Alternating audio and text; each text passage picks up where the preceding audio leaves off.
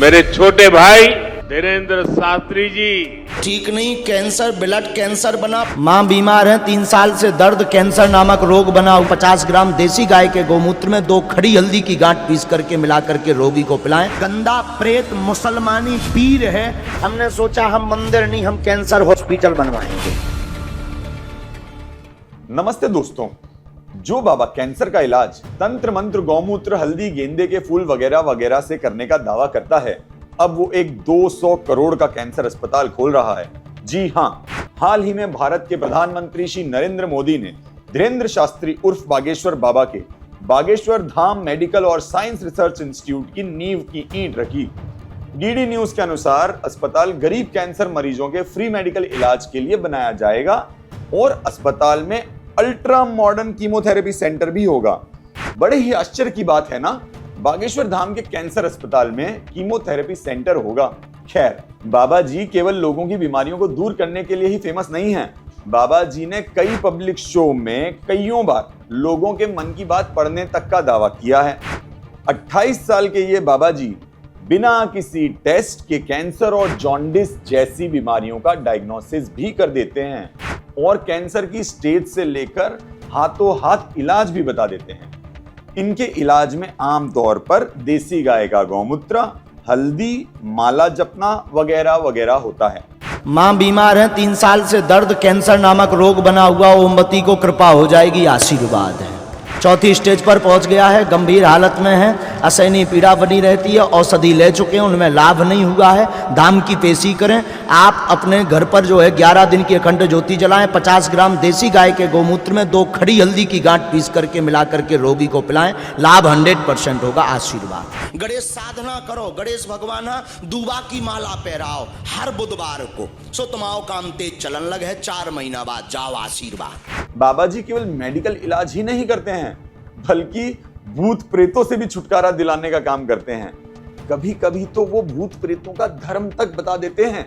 शरीर में दर्द रहता, कंपन होता, जकड़न होती, भूत बाधा की सवारी बनती है, आउट ऑफ कंट्रोल हो जाती हैं, समझ में नहीं आता क्या होता है। कई जगहों पर दिखवा लिया है।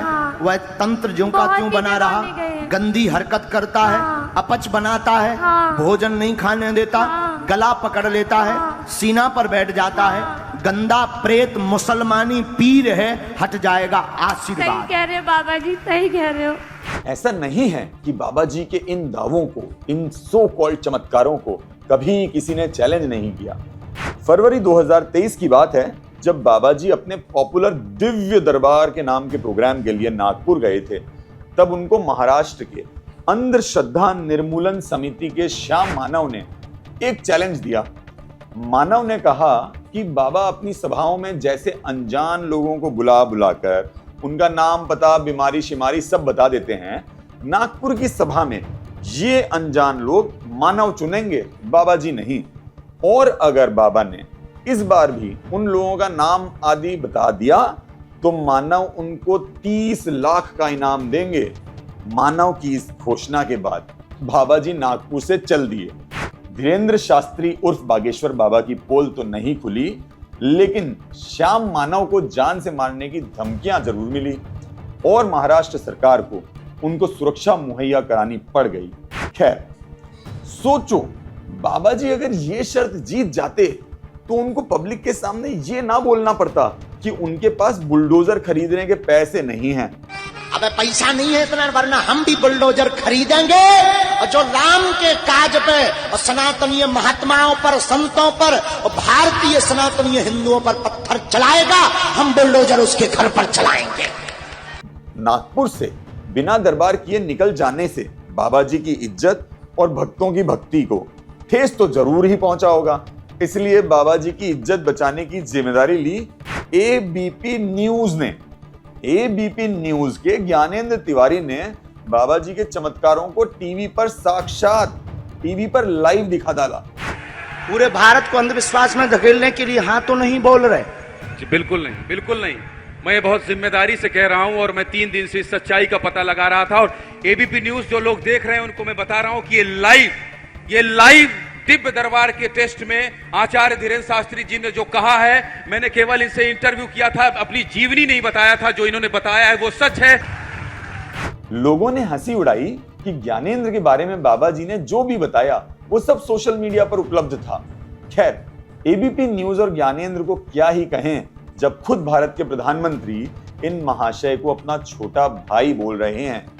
हमारे समाज को बांटना, उसकी एकता को तोड़ना ही इनका एजेंडा है। इस माहौल में मेरे छोटे भाई धीरेन्द्र शास्त्री जी काफी समय से देश में एकता के मंत्र को लेकर लोगों को जागरूक करते रह रहे हैं। 28 साल के धीरेन्द्र शास्त्री की तारीफ करते हुए नरेंद्र मोदी ने कहा कि इन्होंने हिंदुओं को जोड़ने और धर्म की रक्षा करने का काम किया है।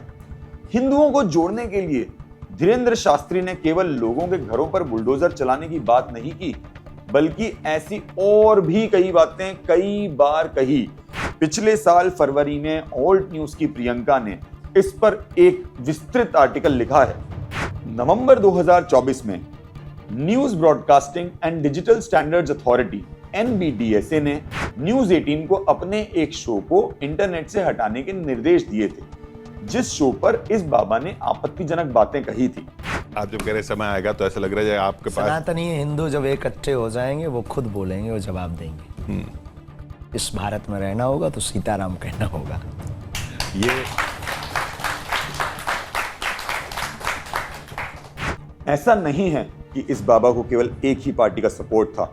इंडियन एक्सप्रेस के अनुसार छतरपुर मध्य प्रदेश से MLA रह चुके कांग्रेस के आलोक चतुर्वेदी ने शास्त्री का शुरुआती दिनों में सपोर्ट किया और इसके अलावा कांग्रेस के बड़े नेता कमलनाथ भी मध्य प्रदेश में बागेश्वर बाबा को पब्लिकली सपोर्ट कर चुके हैं।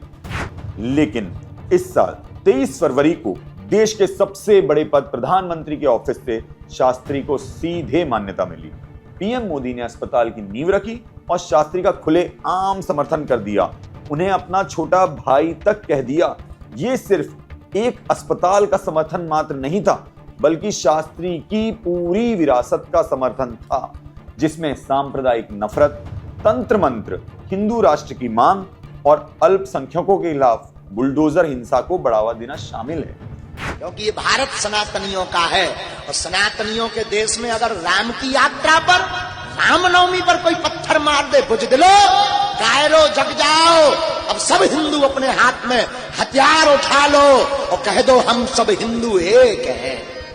23 फरवरी के उस मंच पर ऐसा कुछ भी नहीं था जिससे लगे कि पीएम मोदी इन मुद्दों से दूरी बनाना चाहते हैं, बल्कि उल्टा उन्होंने तो शास्त्री को हिंदू जोड़ने वाला बताया।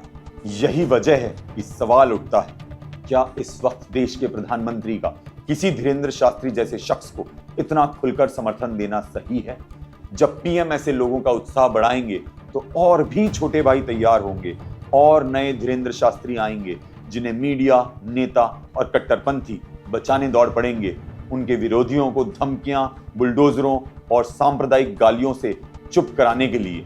और हाँ, हर नए शास्त्री के साथ आस्था और कट्टरता के बीच की लकीर और धुंधली होती जाएगी। क्या यह हमारे समाज के लिए अच्छा संकेत है? जरा सोचिए। अगर आपको हमारी ये वीडियो रिपोर्ट पसंद आई हो तो लाइक और कमेंट जरूर कीजिएगा और हाँ, शेयर करना मत भूलिएगा। हमारे YouTube चैनल को ज्वाइन और सब्सक्राइब जरूर कीजिएगा। ऑल्ट न्यूज को सपोर्ट करने के लिए हमारी वेबसाइट पर जाकर डोनेट कीजिए। डोनेशन के 2 ऑप्शन हैं, एक मंथली रिकरिंग डोनेशन और वन टाइम डोनेशन। धन्यवाद।